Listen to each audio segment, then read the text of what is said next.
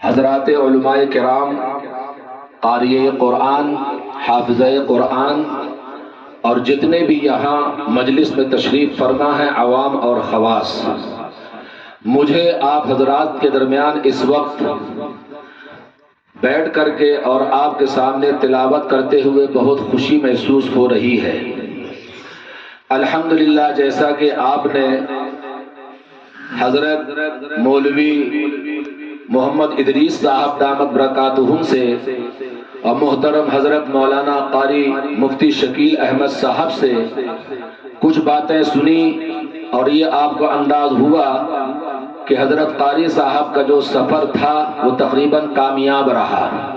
تو یقین جانیے کہ مجھے بھی بے حد انتہائی خوشی ہے کہ جس چیز کو یا جس مشن کو میں لے کر کے آیا تھا اور جس چیز کی طلب لے کر کے آیا تھا، الحمدللہ جہاں جہاں پروگرام ہوئے، وہ چاہے مدارس میں ہوئے ہوں، وہ چاہے عوام کے درمیان ہوئے ہوں یا مدارس کے ذمہ داران کے سامنے ہوئے ہیں، الحمدللہ سبھی نے اس کی تائید کی اور آنے والے وقتوں کے لیے فوراً انہوں نے لبیک کہا، اور کئی لوگوں نے اسی سفر میں آن لائن سے داخلے بھی لے لیے، اور آئندہ شوال میں باقاعدہ اپنے یہاں سے چند فضلہ یعنی حافظ قرآن کچھ بچوں کو عہد کر لیا اور ارادہ کر لیا کہ ان بچوں کو ہم بھیجیں گے۔ میرا بھی مقصد یہی تھا کہ کشمیر سے اور اس علاقے سے کچھ بچے حفاظ آئیں اور دارالعلوم یا دارالعلوم وقف یا جامعۃ القراءات کے اندر باقاعدہ سند کے ساتھ روایت حفظ کی کم از کم تکمیل کریں، اور اس کے بعد پھر اپنے علاقوں میں اور اپنی جگہوں پر جا کر کے اسی نہج کے طور پر اور اسی طریقے پہ جس طرح ان کو پڑھایا جائے وہ اپنے اپنے علاقوں میں کام کریں۔ کہیں آپ یہ نہ سمجھیں کہ ہم جو آپ کو سنا رہے ہیں ہم نے دھکے نہیں کھائے ہوں گے، یا مثال کے طور پر مجاہدہ نہیں کیا ہوگا، یا ہمارے بڑوں نے ہماری تربیت نہیں کی ہوگی۔ میں خود اپنا واقعہ آپ کو بتا دوں تاکہ کہیں آپ یہ مایوس نہ سمجھیں اپنے آپ کو کہ کوئی اس چیز کو پا نہیں سکتا یا حاصل نہیں کر سکتا۔ حضرت مولانا صدیق صاحب باندھوی رحمۃ اللہ علیہ کا آپ نے نام میری زبان سے بھی کئی مرتبہ سنا، اس سے پہلے بھی آپ سن چکے ہیں، بعض ان کو دیکھ بھی چکے ہیں۔ حضرت مولانا صدیق صاحب باندھوی رحمۃ اللہ علیہ کے ہاں اس وقت ہمارے زمانے میں 8-10 درجہ حفظ ہوا کرتے تھے، اور حضرت خود بہت بڑے قاری تھے اور پانی پت کے پڑھے ہوئے تھے، اور اپنے یہاں اچھے اساتذہ کو رکھنے کی کوشش بھی کرتے تھے،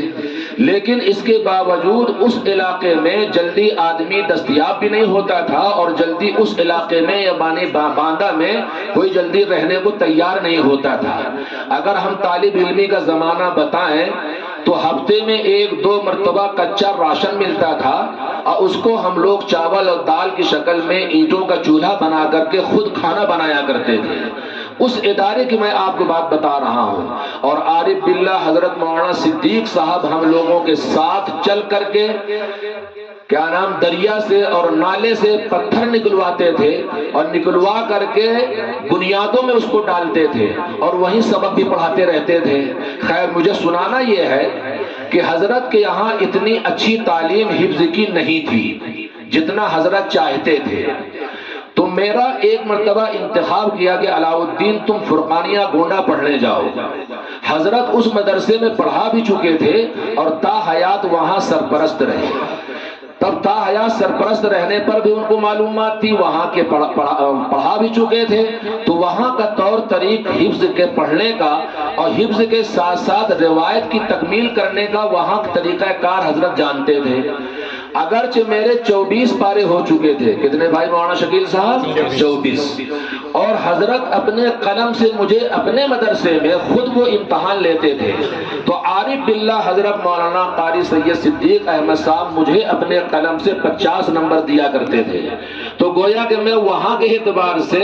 اول نمبر ہر سال کامیاب ہوتا تھا، لیکن حضرت جانتے تھے کہ اول نمبر تو یہ کامیاب ہو رہا، اگر یہ چلا جائے فرقانیہ گونڈا تو اور 4 چاند لگ جائیں گے۔ تو مجھے حضرت نے کہا 24 پارے میرے ہو چکے تھے اور 7 بچوں کو میرے ساتھ اور کر دیا کہ یہ بھی ساتھ جائیں گے، تاکہ علاقے میں اسی طرح کا ماحول بنے اور اسی طرح سے باتجوید مدرسوں پڑھانے کا ماحول بنے۔ اور حضرت نے اپنا مدرسہ قائم کر لیا تھا اور وہاں کے حالات سے واقف تھے۔ جب میں وہاں گیا اور میرے استاد محترم حافظ قاری عبدالحکیم صاحب کے پاس میرا انٹرویو گیا تو انہوں نے میرا سنا، تو سننے کے بعد خوشی کا اظہار تو کیا کہ آپ کو حضرت باندوی نے بھیجا ہے، بڑی خوشی کی بات ہے، اور حضرت تو ہمارے بہت بڑے ہیں، یہاں رہے بھی ہیں اور بڑی خوشی ہے۔ اور دیکھو علاء الدین ایسا جو حضرت نے بھیجا ہے تو یوں ہی نہیں بھیجا ہے، حضرت کا کچھ مقصد ہے اور ہم بھی جانتے ہیں کیوں بھیجا ہے۔ تو حضرت نے جو آپ کو بھیجا یہاں، تو یہاں کے طور طریق کے اعتبار سے جو پڑھنے پڑھانے کا معمول ہے، اس اعتبار سے حفظ کی تکمیل اور روایت حفظ کی تکمیل آپ کو کرنے کے لیے حضرت نے بھیجا ہے۔ تو خیر میرے استاد نے مجھ سے کہا کہ علاء الدین ہم چاہتے ہیں کہ یہ جو آپ پڑھ کے آئے ہیں وہاں سے 24 پارے، اگر ان کو ہمیں آپ دوبارہ سنا دیں تو نور علی نور یعنی 4 چاند لگ جائیں گے۔ تو خیر ہم نے ارادہ کیا اور ہم نے وہاں کے لحاظ سے وہ 24 پارے پڑھ کے حضرت کو سنا دیے۔ اور وہاں کا معمول یہی ہے کہ جب 15 پارے بچوں کے ہو جاتے ہیں تو قاریوں کے پاس آدھا گھنٹہ سبق کے پارے کو سنانے کے بعد اس کو بھیج دیا جاتا ہے اور اس کو ترتیلاً مشق کرایا جاتا ہے۔ جب تک اس کے 15 پارے ترتیلاً مشق ہوتے ہیں تو اتنے دنوں میں 5-6 رکوع نہیں بلکہ 8-10 رکوع پورے سال میں ترتیلاً مشق ہو جاتے ہیں۔ ترتیل اسی کو کہتے ہیں کہ میں نے کچھ ترتیل میں پڑھا، کچھ تدویر میں پڑھا۔ اور نوجوان قاری ہلال صاحب نے تو ماشاءاللہ آپ کو جماہی دیا، اور بہرحال یہ بھی ان کا فیض وہیں دیوبند کا ہے، تو بہرحال ان کے لیے بھی آپ دعا کریں اور اپنے بچوں کو اسی طرح سے پڑھانے کی کوشش بھی کریں۔ تو کوئی مطلب پریشانی کی بات نہیں ہے، سب کچھ ہو سکتا ہے۔ تو دیکھو میں اپنا خود واقعہ سنا رہا ہوں تاکہ آپ یہ سمجھیں کہ ہر آدمی کوئی نہ کوئی مطلب کیسا کچھ تھا اور محنت پر کرنے پر کیا ہو گیا۔ تو خیر میں نے اس کو اسی طرح پورا کیا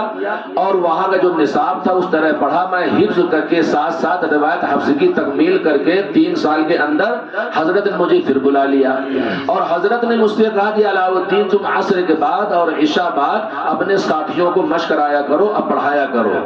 میرا کمرہ نمبر 14 اوپر حضرت نے دے رکھا تھا، تو فجر کے بعد جو میں اپنے لب و لہجے سے حضر پڑھتا تھا حسینی لہجے میں، تو میں نے حضرت کو کئی بار خود دیکھا کہ میں پڑھ رہا ہوں، حضرت گھر جا رہے ہیں اور ان کے بیٹے بھی مولانا حبیب صاحب جب گھر جایا کرتے تھے، بالکل گیٹ کے اوپر میرا کمرہ تھا جس گیٹ کے نیچے سے حضرت گھر جایا کرتے تھے، تو میں نے خود دیکھا کہ کئی مرتبہ ایسا ہوا کہ حضرت تھوڑا رکے اور سن رہے ہیں اور مولانا حبیب صاحب سن رہے ہیں۔ بہرحال ہمارے دونوں اساتذہ میں سے ہیں، میرے تو شیخ اور مربی حضرت مولانا صدیق صاحب، بہرحال انہی کی برکت ہے جو آج مجھے اللہ تبارک تعالیٰ نے قرآن سے کچھ نوازا ہے اور اللہ تبارک تعالیٰ یہ خدمت لے رہے ہیں۔ تو دیکھو میں نے خود اپنا واقعہ اس لیے سنا دیا کہیں آپ یہ نہ سمجھیں کہ میں پیدائشی سب کچھ سیکھے ہوئے تھا، مجاہدہ کچھ کیا ہوگا، اپنے بڑوں کی کچھ باتیں مانی ہوں گی، اساتذہ کی کچھ باتیں رکھی ہوں گی، اس وجہ سے بہرحال اللہ کچھ کام لے رہے ہیں۔ تو نہ جانے کتنے واقعات ایسے ہیں۔ ہمارا ایک ساتھی وہیں آیا دیوبند میں پڑھنے کے لیے، تو ہمارے جو استاد تھے قاری عبدالحکیم صاحب، انہوں نے ایک حافظ قرآن کا دور سننے میں 245 غلطیاں نکالی تھی۔ کتنی بھائی؟ 245 غلطیاں۔ اب ظاہر بات ہے پورے دور میں 245 غلطیاں مانے رکھتی ہیں۔ ہمارے پاس جو بہت سارے حفاظ فارغ ہو کے جاتے ہیں، تو جب ہم ان کا قرآن سنتے ہیں 2 رکوع اور 1 رکوع حدر اور تدویر میں سنتے ہیں، تو یقین جانیے کہ بعض بچے 2 رکوع 1 رکوع ہمیں زبانی ہمارے معیار کے مطابق نہیں سنا پاتے ہیں، جبکہ ہم پڑھ کے بھی سناتے ہیں اور ان کو 24 گھنٹہ وقت بھی دیا جاتا ہے۔ تو بعض علاقوں میں اتنی کمزوری ہوتی ہے، بہرحال اس کمزوری کو دور کرنے کے لیے میں نے خود اپنا واقعہ سنا دیا۔ اللہ تبارک تعالیٰ نے آپ حضرات کو ایک ایسی مجلس سے یہاں جوڑا ہے کہ محض قرآن ہی کی مجلس ہے، اور مجھے بڑی خوشی ہوئی ہے اس بات سے کہ یہاں کے مولوی منظور احمد صاحب جو آپ کے مسجد کے خطیب بھی ہیں، استاد بھی ہیں، بالغان کا بھی نظم کر رکھا ہے۔ یہ سب سے اہم کام ہے کہ مثال کے طور پر چھوٹے بچوں کا پڑھانا وہ تو آسان ہے، جیسا کہو گے ویسے ہی کہہ لیں گے وہ، لیکن بالغان کو پڑھانا، ان کی قرآن پاک کی تصحیح کرنا، یہ اس سے اہم کام ہو جاتا ہے، کیونکہ بعض لوگوں کا تلفظ غلط ہو جاتا ہے، غلط رٹ جاتا ہے، تو ایک ایک سال ہم بھی تھوڑا پریشان ہوتے رہتے ہیں اور اس درجے کی اس کی مشق نہیں ہو پاتی ہے جو ہونا چاہیے۔ تو بہرحال یہ بھی ایک خوشی کی بات ہے کہ ہمارے محترم، آپ کے محترم مولوی منظور احمد صاحب جو اس ادارے کے روح رواں، اس مسجد کے خطیب، آپ حضرات کے بڑے، ہمارے مکرم، آپ کے مکرم، اللہ تبارک تعالیٰ ان کی کاوشوں کو، ان کی محنتوں کو اور مزید رنگ لائے اور آپ حضرات ان کا ساتھ دیں۔ اچھا یہ بھی ہے کہ جو آدمی کام کا مل جائے، چاہے وہ امام ہو، چاہے وہ استاد ہو، چاہے وہ خطیب ہو، چاہے وہ کوئی بھی ہو، یعنی اس کو اپنے گھر میں، اپنے مکان میں اور اپنی مسجد میں، اپنے مدرسے میں جمانا چاہیے، اس کی تمام ضروریات کا خیال کرنا چاہیے۔ اگر بار بار استاد بدلے جائیں گے اور بار بار مدرسے بدلے جائیں گے تو ان سے وہ نفع نہیں پہنچے گا۔ اب آپ جو سنتے رہتے ہو بھائی قاری علاء الدین صاحب کے ہزاروں شاگرد کشمیر میں مل جائیں گے، فلاں میں جگہ مل جائیں گے، فلاں جگہ مل جائیں گے، تو اس کی بنیادی وجہ کیا ہے؟ ایک بڑے ادارے کے اندر اللہ نے پڑھانے کی نسبت دے دی اور اس کے بعد وہیں جم کے پڑھایا جا رہا ہے، اور کچھ عرف میں یہ ہو گیا کہ بھائی قاری صاحب ذرا کچھ اچھا پڑھا دیتے ہیں اور اچھی مشق کرا دیتے ہیں اور فن کو اتار دیتے ہیں شاگردوں پر، تو اس وجہ سے رجوع اور بڑھتا رہتا ہے اور لوگوں کی آمد و رفت بڑھتی رہتی ہے۔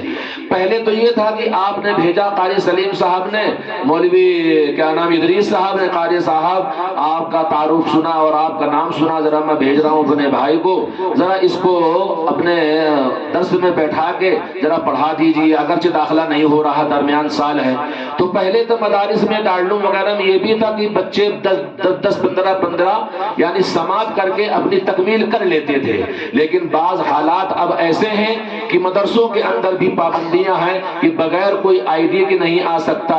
بغیر کوئی داخلے کے بیٹھ نہیں سکتا۔ تو اسی ضرورت کے پیش نظر یہ جامعۃ القراءت کا بھی ایک نظام بنایا گیا، جس کا فروغ ماشاءاللہ آپ کی دعاؤں سے کشمیر میں بھی چل رہا ہے۔ اور صحیح بات تو یہ ہے کہ یہ جو سفر ہوا ہے یہ آن لائن سے محترم جناب قاری کیا نام ریاض احمد صاحب، میں تو قاری ہی کہوں گا، اور قاری کا لقب ان کو مل گیا، اور انشاءاللہ وہ محنت بھی کر رہے ہیں اور انشاءاللہ اور مزید محنت کریں گے۔ تو یقین جانیے یہ جو سفر ہوا ہے محض قاری ریاض احمد صاحب کی دعوت پر ہوا، اور پھر جتنے بھی لوگ فائدہ اٹھا رہے ہیں، تو اگر دیکھا جائے تو یہ صحرا اور اس کی ہر پہلی نیکی ان کے نیک اعمال نامے میں جائے گی۔ ویسے تو میں تو پہلے بھی آ چکا ہوں، پہلے بھی باتیں کچھ کہہ چکا ہوں، لیکن اس مرتبہ کچھ میں قصد کر کے آیا تھا، اب پوری چھٹی یہیں اب مکمل کرنے آیا تھا۔ تو آج میرا خیال ہے 8واں یا 10واں نمبر ہے، اور یہ آپ کی محبتوں نے پڑھوا دیا، ورنہ مسلسل پروگرام چل رہے ہیں، کہاں سے کہاں، رات میں کہیں، دن میں کہیں، لیکن بہرحال ایک قرآن کی جو برکت ہے اللہ تبارک تعالیٰ ہی کرواتے ہیں، اس کام کو بندے کی بس کی کوئی بات نہیں ہوا کرتی ہے۔ اب پھر مطلب فرمائش بھی، تقریر بھی کرنی ہے، قرآن بھی پڑھنا ہے، لیکن بہرحال میں کبھی بھی پیچھے نہیں ہٹتا، جو کہتا ہے تو جو مجھے آتا ہے میں سنا دیتا ہوں۔ بہرحال اللہ تبارک تعالیٰ آپ حضرات کو جزا خیر عطا فرمائے، آپ اتنی دلچسپی سے، اتنی محبت کے ساتھ قرآن پاک کو سن رہے ہیں، یہ نسبت آپ کی انشاءاللہ یہاں بھی کام آئے گی اور آ رہی ہے، اور انشاءاللہ قیامت کے دن بھی کام آئے گی۔ قرآن پاک سے جو جڑ گیا وہ گویا کہ اللہ سے جڑ گیا، اور جو اللہ سے جڑ گیا گویا کہ وہ کامیاب ہو گیا۔ تو میرے بھائیو، عزیز ساتھیو، اللہ تبارک تعالیٰ نے ہمیں قرآن پاک عطا کیا ہے، تو اس کو ہم پڑھیں اور صحیح پڑھیں، پڑھنے کے بعد اس کو سمجھنے کی بھی کوشش کریں۔ جیسے کہ معلوم ہوا کہ آپ کے مسجد میں درس قرآن ہوتا ہے، تو درس قرآن یہ بہت بڑی نعمت ہے۔ دوسری کتابیں بھی پڑھی جائیں، اور دوسری کتابیں پڑھنا کوئی معیوب نہیں، کسی کو اعتراض کرنے کا درس قرآن کے لیے بھی نہیں ہے، اور کسی کو اعتراض کرنے کا فضائل اعمال پڑھنے پر بھی نہ ہونا چاہیے۔ جیسی ضرورت ہو اور جیسا موقع محل ہو اسی طرح سے کام کرنا چاہیے، اور خاص طور سے علماء سے جڑ کر اور علماء سے مشورے کر کے کام ہوگا تو انشاءاللہ اس میں خیر اور برکت ہوگی۔ یہ جو نبی کریم جناب محمد مصطفیٰ صلی اللہ علیہ وسلم نے فرمایا ہے العلماء ورثۃ الانبیاء، تو یوں ہی نہیں فرمایا ہے، یہ مقصد ہی ہے کہ جس چیز کو اللہ تبارک تعالیٰ نے اپنے فرشتے جبریل علیہ السلام کے ذریعے سے یا وحی کے ذریعے سے اللہ کے پیغمبر صلی اللہ علیہ وسلم کو جتنی بھی چیزیں عطا کی ہیں، وہ قرآن ہو یا حدیث ہو یا کوئی بھی ایسا کام ہو، یہ سب چیزوں کو آپ کے پاس جو علماء کرام پہنچا رہے ہیں یہ وہی اسی چیز کے وارث ہیں، نہ زمین جائیداد کے وارث ہیں نہ کسی اور چیز کے وارث ہیں، انہی علوم کے، اسی قرآن کے، اسی حدیث کے کہ جس کو اللہ تبارک تعالیٰ نے کہا تو کہتے ہیں وَمَا يَنْتِقُ عَنِ الْهَوَىٰ إِنْ هُوَ إِلَّا وَحْيٌ يُوحَىٰ۔ اللہ تبارک تعالیٰ کے پیغمبر صلی اللہ علیہ وسلم نے اپنی مرضی سے اپنی خواہشات سے کوئی بات نہیں فرمائی ہے، ان هو الا وحی یوحیٰ، وہی کہا ہے جو اللہ کے پیغمبر صلی اللہ علیہ وسلم پر وحی کے ذریعے سے بتایا گیا۔ مثال کے طور پر ایک مرتبہ فتح مکے کی کیا نام تیاری ہو رہی تھی، اور فتح مکہ کی تیاری ہو رہی تھی تو ایک بدری صحابی تھے، ان کے اہل و عیال والے وہی رہ گئے تھے اور فتح کی بات چل رہی تھی، تو انہوں نے خفیہ طور پر ایک خط لکھ دیا، تو فوراً اللہ تبارک تعالیٰ نے سورہ ممتحنہ نازل فرما دی، یا ایھا النبی عدوی وعدوکم اولیاء تلقون الیہم بالمودہ۔ تو دیکھو اللہ کے پیغمبر صلی اللہ علیہ وسلم کوشش کر رہے ہیں خفیہ طور پر کیا کرنا ہے، کیسے کرنا ہے، اور ایک بدری صحابی اس وجہ سے کہ ان کے اہل و عیال وہاں پھنسے ہوئے تھے تو انہوں نے اس راز کو خط کے ذریعے ایک عورت کو پرچہ دے دیا۔ اب اللہ کے نبی صلی اللہ علیہ وسلم کو وحی کے ذریعے سے بتا دیا گیا کہ اے محمد صلی اللہ علیہ وسلم، آپ کے آدمی نے راز فاش کرنے کی کوشش کی ہے، فوراً اس کی جستجو میں لگو اور فوراً فلاں جگہ پر جاؤ، وہاں پر وہ عورت ملے گی۔ بہرحال کچھ صحابی گئے، حضرت علی بھی تھے اور کچھ صحابی تھے، اور ان کو پکڑ ان سے کہا کہ بھائی وہ خط دیجئے۔ اس نے پہلی بات تو انکار کیا، اور انکار کرنے کے بعد جب سختی کی، بھائی دے دو ورنہ ہم آپ کو برہنہ کر دیں گے، تو معلوم یہ ہوا کہ چوٹی سے فوراً وہ خط نکال کر کے پیش کر دیا۔ تو دیکھو اللہ کے پیغمبر صلی اللہ علیہ وسلم کے پاس کوئی ایسی چیز نہیں تھی کہ جو اللہ تبارک تعالیٰ وحی کے ذریعے سے نہ بتاتے ہوں۔ بعض لوگ کہتے تھے کہ سوتے ہیں رات بھر اور سو کر کے سوچتے ہیں اور آ کر کے بیان کر دیتے ہیں، تو ظاہر بات ہے اللہ کے پیغمبر صلی اللہ علیہ وسلم نے اپنی مرضی کے مطابق اپنی خواہشات سے کوئی بات نہیں کہی۔ ایک مرتبہ حضرت محمد مصطفیٰ صلی اللہ علیہ وسلم سے مثال کے طور پر کہہ دیا، سوال کیا اصحاب کہف نے، تو اللہ کے پیغمبر صلی اللہ علیہ وسلم کے منہ سے نکل گیا انی فاعل ذلک غدا، کل بتا دوں گا۔ تو اللہ کے پیغمبر صلی اللہ علیہ وسلم سے الا ماشاء اللہ اور انشاءاللہ ذرا نہیں نکل پایا، تو 15 دن وہی نہیں آئی۔ اب ظاہر بات ہے ایک نبی کا قول کہ انی فاعل ذلک غدا، کل بتا دوں گا، اور اس کے بعد کیا نام وہ عمل نہیں ہو پا رہا، تو معلوم یہ ہوا کہ اللہ کے پیغمبر صلی اللہ علیہ وسلم پر 15 دن وحی نہیں آئی۔ جب 15 دن وحی نہیں تو اب نبی کا مقام دیکھیے اور ایک وعدہ بھی، تو 15 دن کے بعد وحی آتی ہے کہ اے محمد صلی اللہ علیہ وسلم جب آپ کوئی بات کہیں تو اس کے بعد الا ماشاء اللہ اور انشاءاللہ ضرور کہہ لیا کریں۔ تو میرے بھائیوں، ہم اور آپ تو زیادہ مکلف ہیں اس چیز کے۔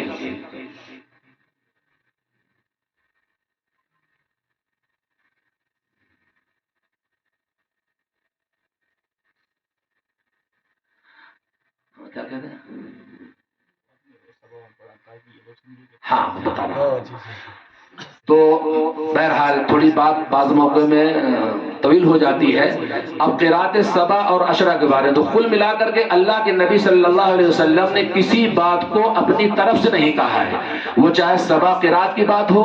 چاہے عشرہ کی بات ہو، چاہے قرآن کو تجوید قرات سے پڑھنے کے بارے میں ہو، چاہے اس کے معنی مطالب کے بارے میں ہو، کوئی چیز بھی اللہ کے پیغمبر صلی اللہ علیہ وسلم نے اپنی طرف سے نہیں کہی ہے۔ اب مثال تجوید قرات کے بارے میں جو میں نے آیت پڑھی ورتل القرآن ترتیلا، یعنی تجوید اور قرات کے ساتھ قرآن کو پڑھو، اس میں صرف میں مکلف نہیں، مولوی ادریس صاحب مکلف نہیں، مولوی منظور صاحب مکلف نہیں، قاری ریاض صاحب مکلف نہیں، قاری شکیل صاحب مکلف نہیں، بلکہ پورے مسلمان، پورے ایمان والوں کو اللہ تبارک تعالیٰ نے مکلف کیا ہے، اور اس میں مرد عورت سب داخل اور شامل ہیں کہ اتنا قرآن کو صحیح پڑھنا جس سے فرض اور واجب ادا ہو جائے، تو وہ قرآن کا تلفظ ہے کہ الف کیسے ادا کیا جائے، با کیسے ادا کیا جائے، تا کیسے ادا کیا جائے، تا کیسے ادا کیا جائے، جیم کیسے ادا کی جائے، ہا کیسے ادا کیا جائے،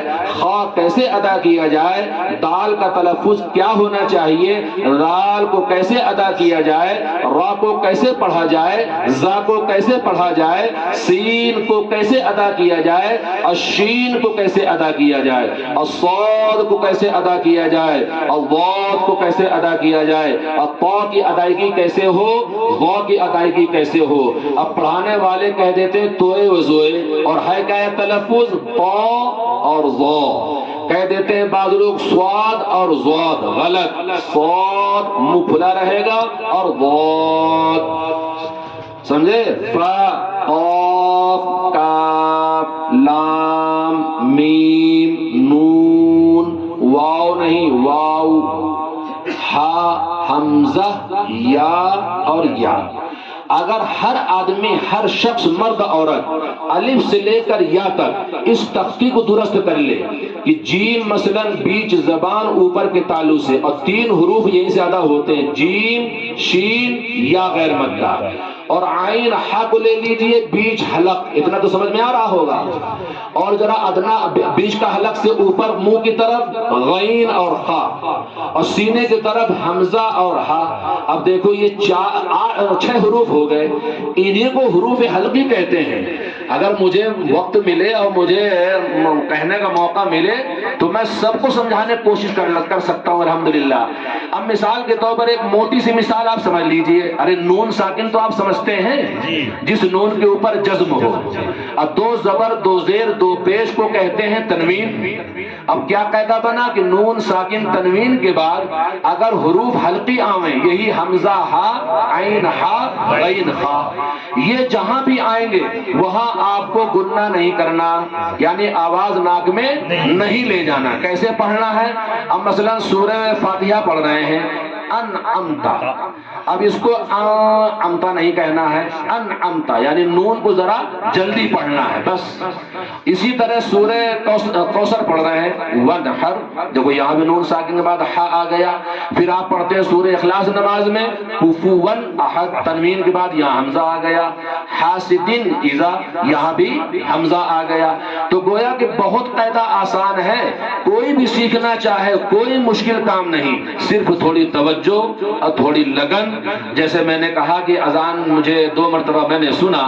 اور رہا نہ گیا، میں چلا گیا مسجد، صرف اسی لیے گیا تھا، ورنہ مجھے اترنے چڑھنے میں زحمت ہوتی ہے۔ اور جب یہاں کہیں ناشتے میں لے گئے قاری ریاض صاحب، تو نہ پوچھئے کہ سانس کتنا میرا پھولا، لیکن بہرحال دعا فرمائیے۔ ویسے میرا تھوڑا علاج بھی چلتا ہے اس سلسلے میں، آپ اللہ تعالیٰ سے دعا بھی کرتے رہیں صحت کے لیے۔ تو بہرحال میں گیا وہاں، تو میں نے نام تو نہیں لیا کس نے اذان دی، لیکن میں نے اذان اور تکبیر کے بارے میں ان سے ذرا سے کچھ مخاطب ہو کے کہا۔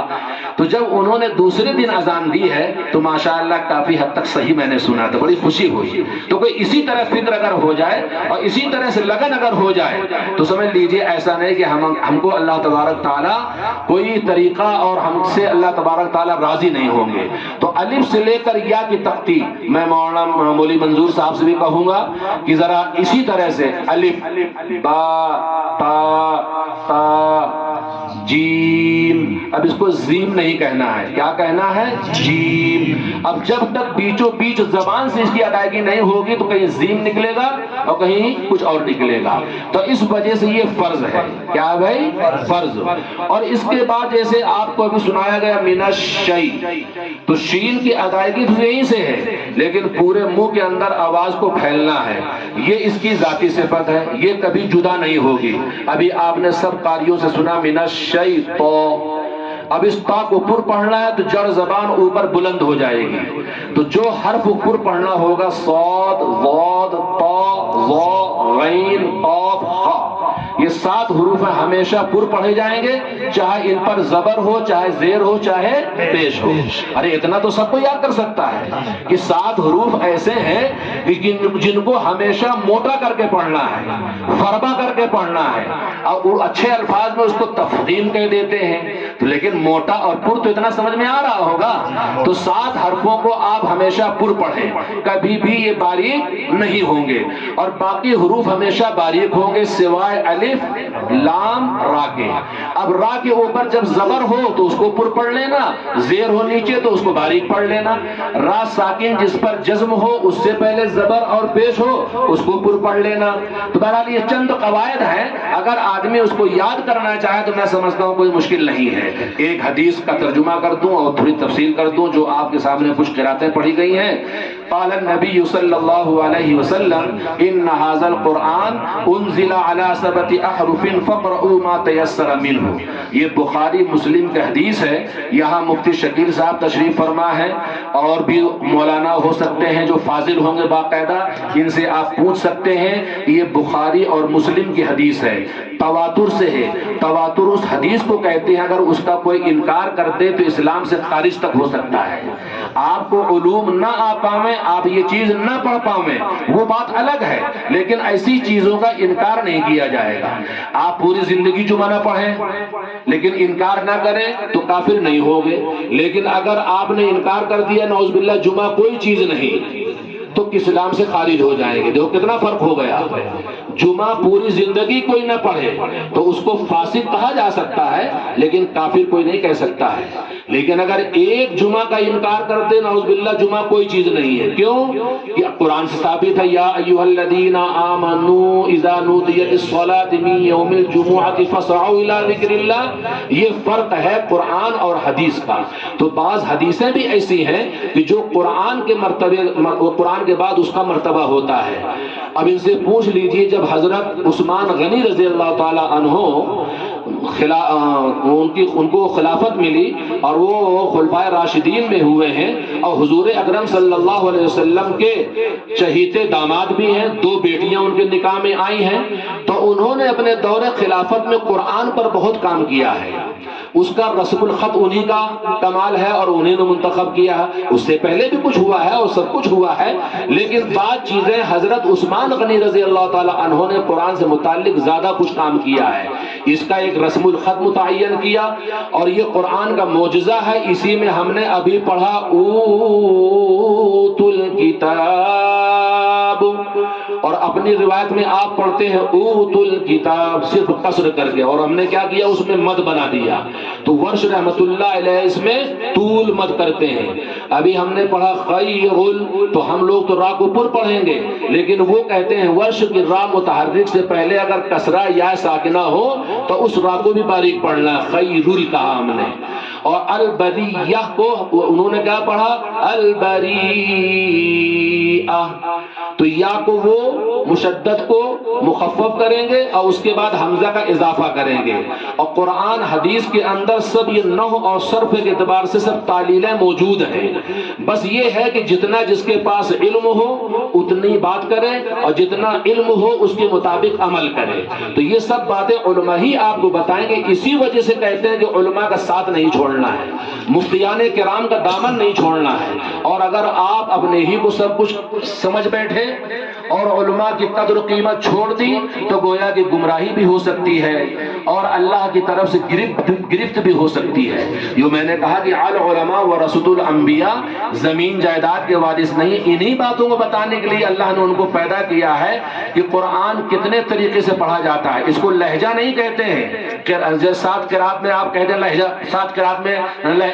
سات لہجے میں پڑھ رہے ہیں قاری صاحب، یہ لہجہ الگ چیز ہے اور قرات الگ چیز ہے۔ قرات بول کر کے سبا و عشرہ مراد ہوتا ہے، اور قرات کا موضوع ہوتا ہے حروف قرآنیہ۔ حروف قرآنیہ میں نے ابھی پڑھا سورۃ الہمزہ کو لومزہ،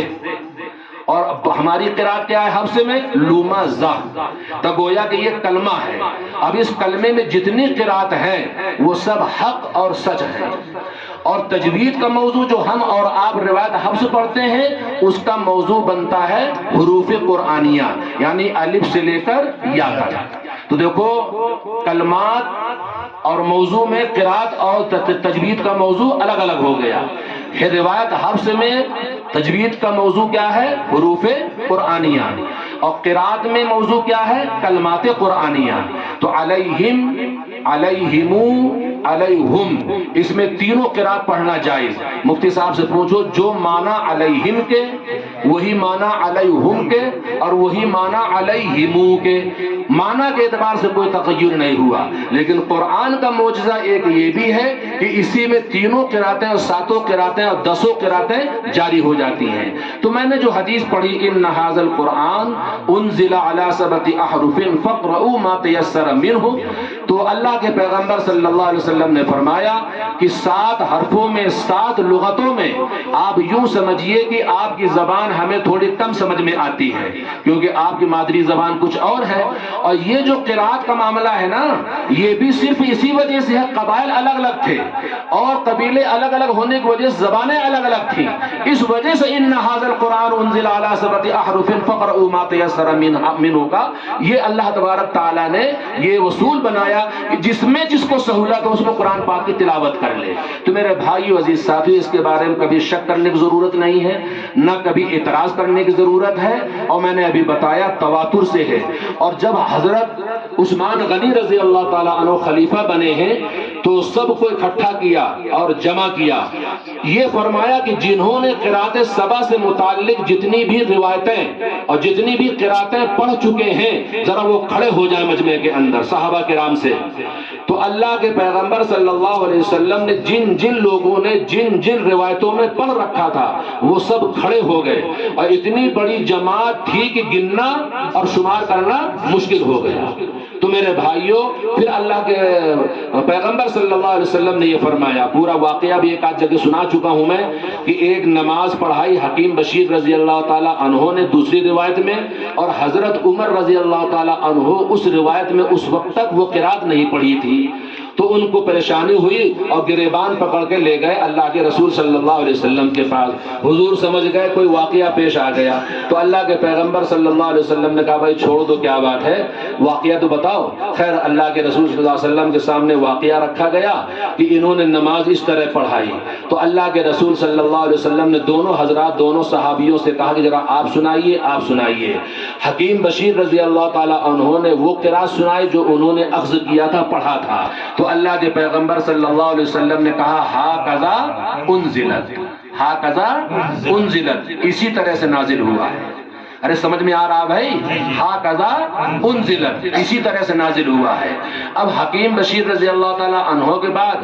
اللہ کے پیغمبر نے کہا حضرت عمر رضی اللہ تعالیٰ عنہ سے ذرا آپ سنائیے۔ انہوں نے اس وقت تک روایت حفص پڑھی تھی جیسے ہم لوگ عام طور سے زیادہ پڑھتے ہیں، تو انہوں نے اس طرح سنا دیا، تو اللہ کے پیغمبر صلی اللہ علیہ وسلم نے کہا ھذا انزلت، اسی طرح سے نازل ہوا ہے۔ پھر یہ حدیث فرمائی جو میں نے آپ کو سنائی، ان ھذا القرآن انزل علی سبعۃ احرف فاقرؤوا ما تیسر منہ۔